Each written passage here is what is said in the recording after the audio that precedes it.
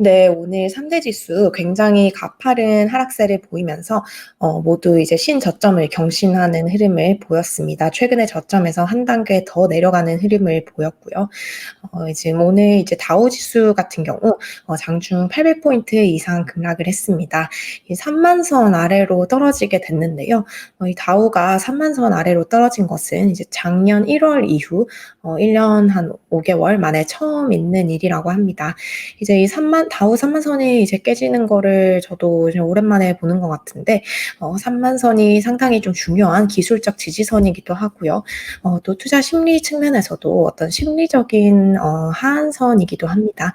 이제 3만 선 아래로 다우가 떨어진다는 거를 많이 생각해 보신 분들이 많이 없을 텐데, 어쨌든 다우가 오늘 굉장히 중요한 선을 뚫고 이제 붕괴하는 흐름을 보인 것 같습니다.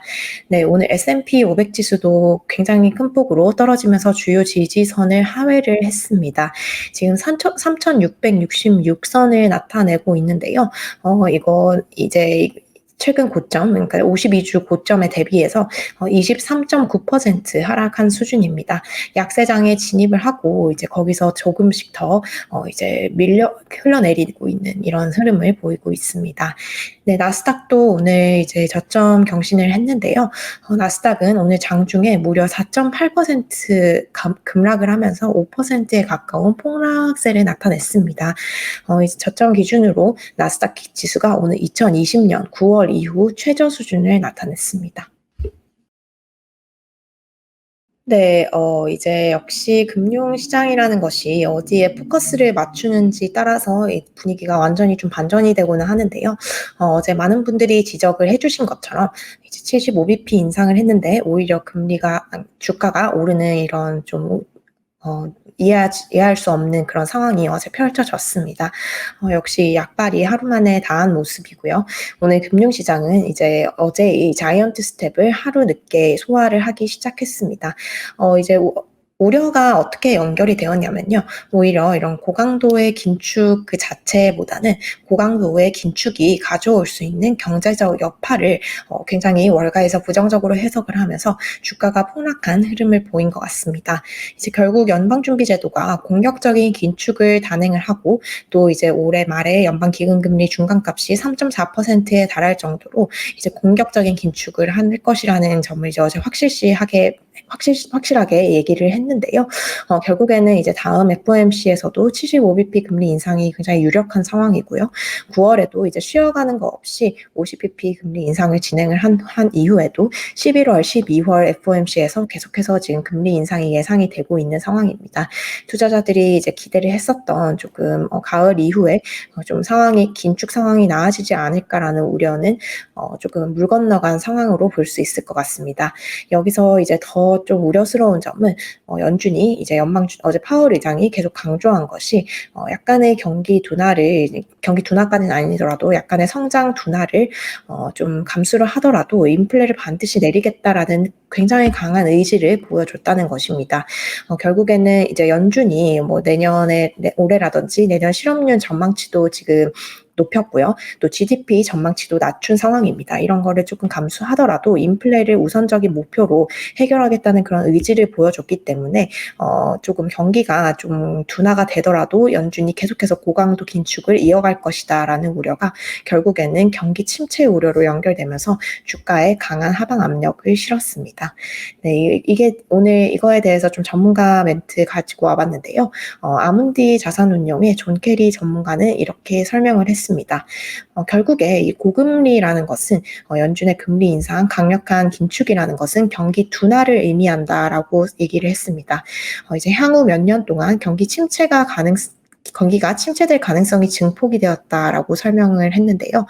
여기서 이제 주가가 특히 예민하게 반응한 이유는 지금 이 상황이 경기 침체를 동반한 약세장으로 진입할 가능성이 또 이제 부각이 됐기 때문입니다. 지금 S&P 500 지수와 나스닥 지수가 약세장에 들어온 상태인데요. 이제 지난번에도 이제 소개를 해드렸었는데, 약세장 같은 경우 경기 침체를 동반한 약세장이 있고요. 경기 침체를 동반하지 않은 약세장이 있습니다. 이 경기 침체를 동반하지 않았을 경우에 약세장에 진입을 한다고 해도 이제 20% 이상 수준에서 주가가 이제 폭락하는 경우는 많지는 않았습니다. 하지만 이제 경기 침체를 동반을 했을 경우 이제 정말 좀 무서운 그림이 나오기 시작하는데요. 경기 침체를 동반한 약세장이 이제 나타날 경우 거의 주가가 40% 가량 하락을 할 그런 굉장한 하방 압력을 가지고 있기 때문에 이것이 특히 주가의 투자 심리에 굉장한 하방 압력을 가했습니다. 네, 또 다른 기술적 전문가 이렇게 얘기를 했는데요. 이제 액티브 트레이드의 기술적 전문가입니다. 오늘 마켓워치와의 인터뷰에서 75bp의 금리 인상 결정이라는 것이 결국에는 이 주식시장 강세에는 도움이 되지 않는다라고 설명을 했습니다. 오늘 같은 이 시장의 매도세는 이 연준이 물가 상승 압력과 싸우기 위해서 이 경기 침체라든지 실업률 상승 등 경제 환경이 악화하는 것을 기꺼이 용인할 것이라는 것에 대한 우려를 반영하고 있다라고 설명을 했습니다. 한마디로 이제 연준이 인플레를 낮추기 위해 이 모든 커스트를 지불을 할 것이라는 이런 인식이 굉장히 부정적으로 작용한 모습입니다. 또 이제 연준의 정책 실수 가능성에 대해서도 오늘 우려가 조금 증폭이 되었는데요. 지금 우리 모두 글로벌 금융시장의 모든 사람들이 우려하고 있는 것이 지금 연준이 과연 경기 침체 없이 이렇게 긴축을 진행하면서 인플레를 잡을 수 있는지 여부입니다. 지금 많은 경제 주체들이 지금 미국 경제에 있는 최대 리스크 요인으로 인플레이션뿐만 아니라 연준의 정책 실수 가능성을 꼽고 있습니다. 연준은 지금 통화 정책이라는 제한적인 수단을 통해서 인플레이션을 잡으려고 노력을 하고 있는데요. 사실 제롬 파월 의장도 지난번에 이렇게 설명을 했습니다. 우리들이 가지고 있는 도구는 통화 정책 하나밖에 없는 상황인데 이것은 이렇게 미세 조정을 할 수 있는 것이 아니다라고 설명을 했습니다.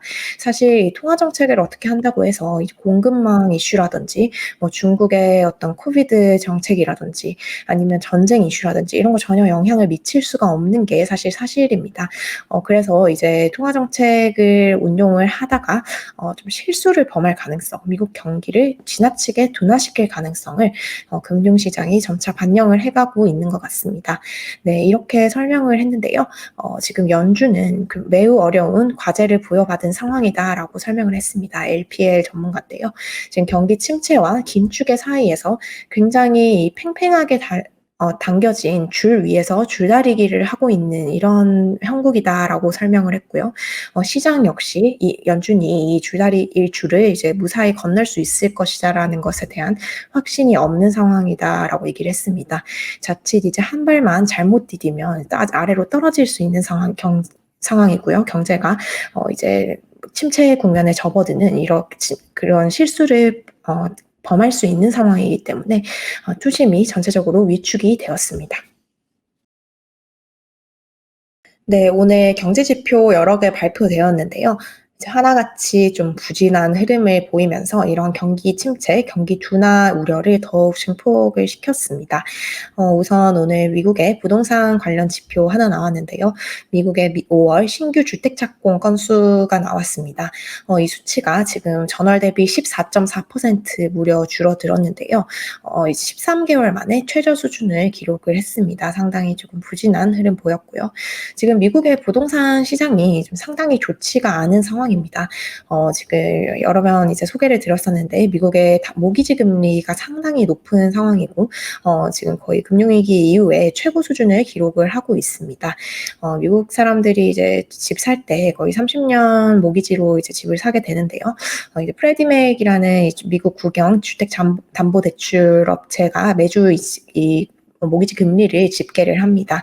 이제 이날 기준으로 오늘 30년 만기 고정으로 픽스드 레이트로 되어 있는 모기지 금리가 평균 5.78%로 집계가 되었습니다. 이 수준이 지금 2008년 11월 이후에 가장 높은 수준이라고 하는데요. 지금 금융위기 이후 가장 높은 수준입니다. 연초에 모기지 금리가 3.11%였거든요. 여기서 지금 2.6% 포인트 가량 이제 급등한 수준이고요. 또 이제 지난주에 비해서 이 모기지 금리의 상승 폭이 1987년 이후 최대 폭이었다고 합니다. 지금 역대급인 이제 금리 상승 여건 속에서 미국의 부동산 시장도 상당히 좀 좋지 않은 흐름입니다. 또 제조업 관련 지수도 하나 나왔는데요. 역시 부진했습니다. 지금 6월 필라델피아 연방준비은행이 관할하는 지역의 제조업 활동 지수가 마이너스 3.3으로 집계가 되었습니다. 이 지수를 이제 0을 기준으로 업황 확장과 위축을 가늠을 하는데요. 위축 국면으로 접어들었고요. 이 지수가 위축 국면으로 접어든 것은 2년 만에 처음이라고 합니다. 사실 이 연준의 어제 75bp 금리 인상을 이끌었던 좀 가장 중요한 지표 중에 하나가 5월 미시간 대학교 소비자 신뢰 지수였습니다. 이렇게 또 미시간대 소비자 신뢰 지수라고 해서 이 특정 지역만을 보는 거기 때문에 좀 그렇게 중요하다고 생각 안 했었는데 상당히 또 파월 의장까지 나서서 이걸 또 중요하게 봤다라고 하니까 좀 이런 세부적인 경제 지표도 좀 꼼꼼하게 봐야 되지 않나라는 생각이 들더라고요. 그런 의미에서 이제 필라델피아 제조업 활동 지수 위축 국면으로 접어든 것도 상당히 좀 주목을 해야 하지 않나 싶습니다. 네, 오늘 또 이제 목요일이기 때문에요. 주간 실업보험 청구자 수 발표가 되었습니다. 지난 11일로 끝난 한 주간 실업보험 청구자 수가 22만 9천 명으로 집계가 되었는데요. 직전 주에 대비해서는 소폭 실업자 청구자가 조금 감소를 한 수준입니다. 실업자가 조금 줄어들었다라고 볼 수도 있는데요. 이제 지난주에 이 수치가 지금 1월 이후에 5개월 만에 최고치를 기록을 했었기 때문에요. 여전히 이제 역대급으로 높은 5개월 만에 가장 높은 수준에 근접한 수준이었다라고 평가를 할 수 있을 것 같습니다. 블룸버그 통신 같은 경우 오늘 이제 실업보험 청구자 수를 보고 미국의 노동시장이 여건이 아직 굉장히 타이트하다라는 점을 다시 한번 드러냈다라고 좋지는 않은 평가를 내놨습니다. 네, 또 오늘 이렇게 여러 가지 경제 지표가 나온 것에 대해서 월가에서도 평가를 했는데요. 뱅크 오브 아메리카는 이렇게 설명을 했습니다. 오늘 이제 발표된 경제 지표를 종합해 보면 미국 경제의 둔화 가능성을 시사한다라고 설명을 했습니다. 미국 경제 둔화 가능성을 조금 더 높게 본 것이고요. 또 여기서 조금 그나마 좀 이제 희망을 찾을 수 있는 부분이 뱅크 오브 아메리카는 이제 이렇게 조금 경제가 둔화를 할 것으로 보이기 때문에 연준이 조금 덜 매파적으로 될 수 있지 않겠느냐라는 전망도 동시에 제공을 했습니다. 이게 채권 시장에 조금 반영이 되기는 했는데요. 이제 7월에 당초에 지금 75bp 금리 인상 가능성에 사실 포커스를 뒀었습니다. 금융시장은 어제 파월이 이제 50bp 혹은 75bp 인상이 다음번에 주로 고려될 것이다라고 얘기를 했는데 어제는 다 이제 75bp 다음 달에 인상할 수도 있다 이거에 집중을 했다면 오늘 같은 경우는 조금 경제 지표가 안 좋기 때문에 50bp 인상에 그칠 수도 있지 않겠냐라는 전망이 일각에서 나왔습니다. 뱅크 오브 아메리카 채권 분석가들이 오늘 보고서 발표를 했는데요. 7월에 75bp 금리 인상 가능성을 20%가량 줄어든 것으로 지금 보고 있다라는 전문가 분석 보고서를 발표하기도 했습니다.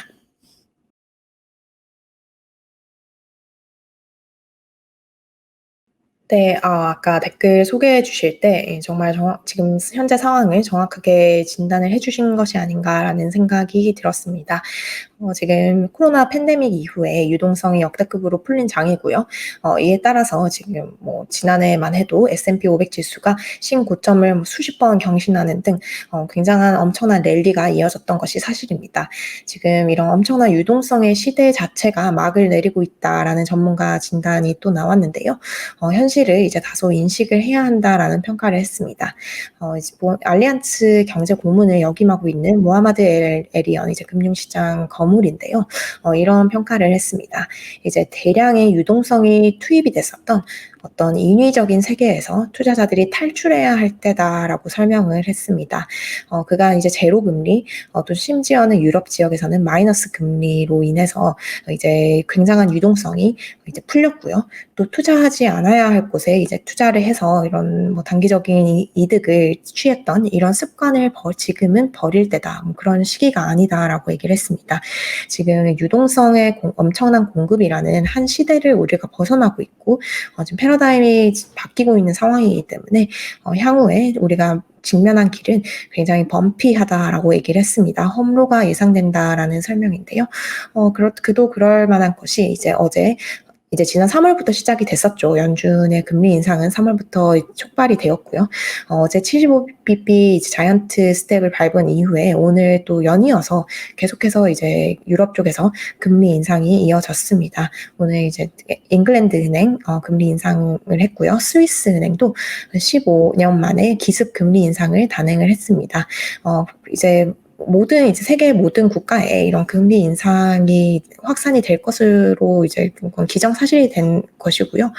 또 이번에 75bp 금리 인상을 한 것은 연준이 최종 금리 범위로 보고 있는 3.4%, 올해 말 최종 금리로 보고 있는 3.4%에 비해서 굉장히 낮은 수준입니다. 어제 파월도 계속 강조한 것이 75bp 올려봤자 지금 현재 기준금리가 1.5%밖에 안 되는 굉장히 낮은 수준이다라는 것을 수차례 강조를 했습니다. 지금 이렇게 금리가 오르는 것을 일종의 어떤 대전환의 시작점으로 보셔야 할 것 같고요. 이에 따라서 이제 유동성 장이 마무리되는 만큼 이 주식 투자가 뭐 이제 계속 좀 할 수 있을 것인지 이런 거에 대한 고민이 필요한 시점 아닌가라는 생각이 듭니다.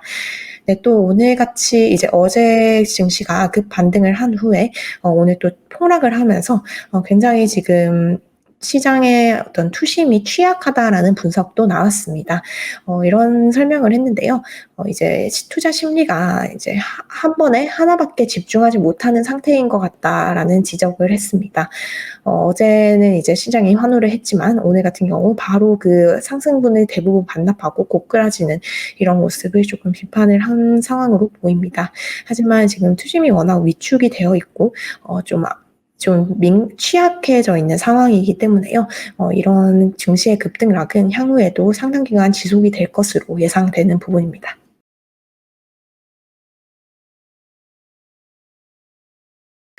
네, 오늘 이제 낙폭이 워낙 컸고 또 주요 지지선을 일제히 뚫고 내려간 상황이기 때문에 지금 바닥에 대해서 바닥에 닿았는지에 대한 논쟁이 계속되고 있습니다.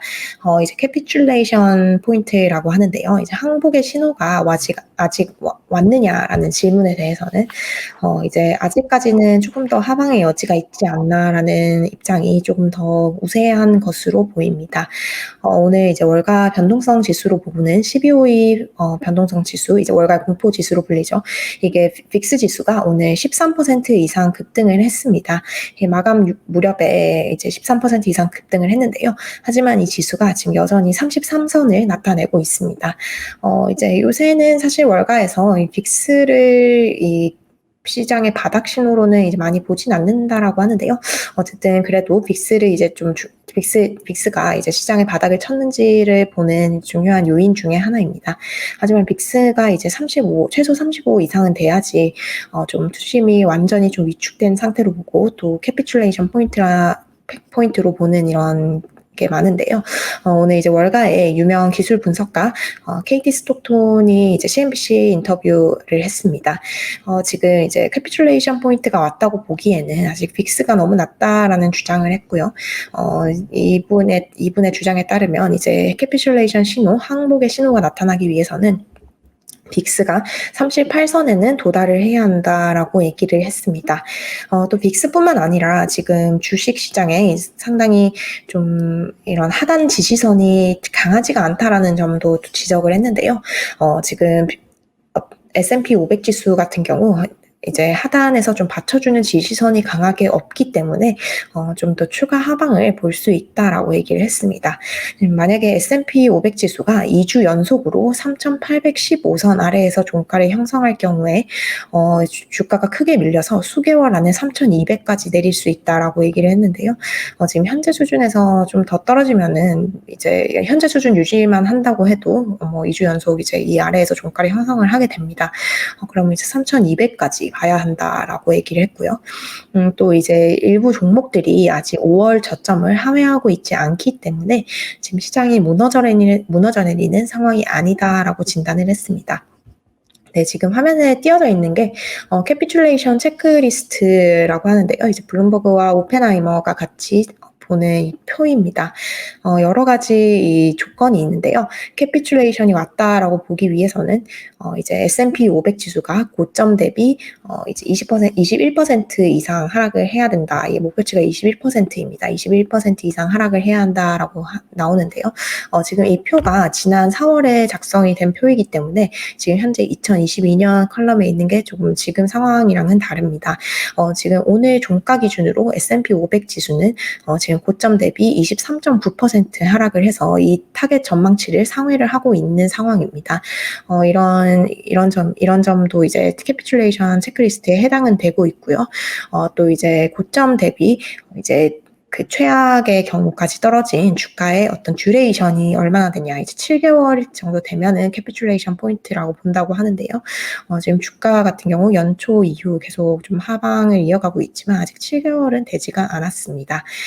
또 이제 종목별로 200일 이동평균선을 상회하고 하회하는 종목이 몇 개나 되느냐 이런 거를 좀 기술적으로 계산을 해서 캐피큘레이션 체크리스트를 이제 만드는데요. 아직까지 이 어떤 시장의 하락폭 정도는 캐피큘레이션 포인트에 도달을 했다라고 보기에는 좀 어려운 상황입니다. 이제 투자 심리 측면에서 이 항복의 신호가 왔는지를 보는 요건들도 있는데요. 지금 좀 현재 해당이 되는 게 두 가지 정도 있는 것 같습니다. 이제 불베어 마켓에 대한 이런 심리가 이제 1보다 낮아야 된다라고 얘기를 하는데요. 이게 아마 뱅크 오브 아메리카가 집계를 할 겁니다. 강세론 그리고 베어 약세장 이거에 대한 투자 심리를 이제 집계를 하는 부분이 있고요. 이것은 이제 지금 지난달부터 지금 충족을 하고 있는 상황입니다. 또 이제 빅스가 이제 35보다 높아야 한다라고 얘기를 했는데요. 이거는 지금 아직 현재 수준보다는 현재 수준에서는 조금 이 요건에 못 미치는 상황입니다. 네, 이거는 지금 오펜하이머와 블룸버그가 만든 이 자체 표이고요. 사실 이 시장이 캐피큘레이션에 도달했는지에 대해서는 정해진 것이 없습니다. 이제 회사마다 다 다른 얘기를 하고 있는데 이제 다른 기사를 찾아보니까 이 주가가 급락을 했을 때 시장 전반에 극심한 드raw다운인지 극심하게 이 주가를 끌어내리는 이런 엄청난 하방 압력이 있는지 여부 그리고 또 다른 요건 중에서 이런 게 있습니다. 개인 투자자들이 패닉셀을 하는지 여부 그리고 나아가서 옵션 트레이더들이 이제 패닉셀을 하는지 여부 이들의 심리를 좀 굉장히 중요한 포인트로 보고 있는 것 같고요. 또 단기 트레이딩 지수라든지 이제 과매도권의 주가가 진입했는지 이런 것도 좀 봐야 된다고 합니다. 또 이제 옵션 트레이더들의 심리와 연계해서 또 봐야 될 부분이 퀀트에서 이제 지금 주가가 움직이는지 주가가 이제 너무 많이 떨어져서 이제 알고리즘이라든지 퀀트로 이제 거래를 하는 분들이 이제 대거의 매도를 하는지 여부 이런 거를 좀 봐야 한다고 하고요. 주가가 이제 전방위적인 매도세를 보이면서 굉장히 extremely 심리가 좋지 않은 그런 상황이 좀 나와야지 캐피큘레이션 포인트에 도달을 했다고 합니다.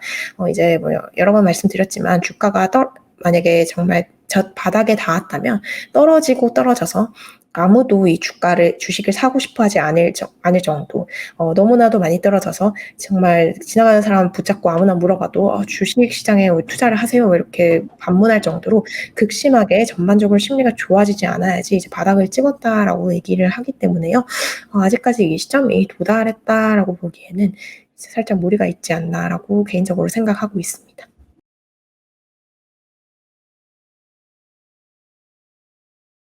네, 오늘 3대 지수 폭락하면서 S&P 500 구성하는 전 섹터가 급락을 했습니다. 섹터별 낙폭도 굉장히 컸는데요. 오늘 에너지라든지 자율 소비재 그리고 테크 섹터가 4% 이상 급락하는 흐름을 보였습니다. 네, 종목별로도 좀 굉장히 안 좋은 그림이 펼쳐졌는데요. S&P 500 맵을 이제 보시면 일제히 빨간색으로 표기가 되고 있습니다. 시총 상위 종목들이 대부분 급락을 하면서 굉장히 부진한 이제 모습이 펼쳐지고 있는데요. 빅테크도 일제히 하락을 하면서 굉장히 큰 폭의 낙폭을 보였습니다. 지금 마이크로소프트가 3% 가까이 하락을 했고요. 애플 거의 4% 가까이 빠졌습니다. 구글도 3.4% 하락을 했고, 아마존도 4% 이상 하락을 했습니다. 지금 테슬라가 오늘 10% 가까이 급락을 했는데요. 이제 오늘 전기차 관련 업종들이 좀 대체로 부진했습니다. 월가 투자 기관인 제프리스 분석가들이 이제 오늘 보고서 발표를 했는데요. 이제 올해 전기차 판매량이 살짝 부진할 수 있다라는 전망을 내놨습니다. 기존 전망치에 비해서 조금 하향 조정을 시켰는데요. 이제 판매량을 하향 조정을 시켰는데요. 이제 좀 유럽이라든지 그리고 미국, 중국 등에서 시장이 회복되는데 조금 더 시간이 오래 걸리고 있다라고 지적을 하면서요. 이 전기차에 대한 수요가 조금 둔화할 수 있다라는 얘기를 했습니다. 이에 따라서 테슬라 크게 타격받았고요. 중국 전기차 업체 니오라든지 샤오펑 등 일제히 약세를 보였습니다. 또 오늘 이제 경기 침체 우려가 부각이 되면서 이 항공 관련주들이 크게 하락을 했습니다. 오늘 아메리칸 항공이 8% 이상 하락을 했고요. 사우스웨스트 항공이 6% 이상 하락을 했습니다. 델타와 유나이티드 항공의 주가도 7% 이상 하락을 했는데요. 지금 팬데믹 이후에 이제 여름 여행 수요가 굉장히 난 상황입니다. 이제 다들 여행 많이 가시려고 준비 중이실 텐데요.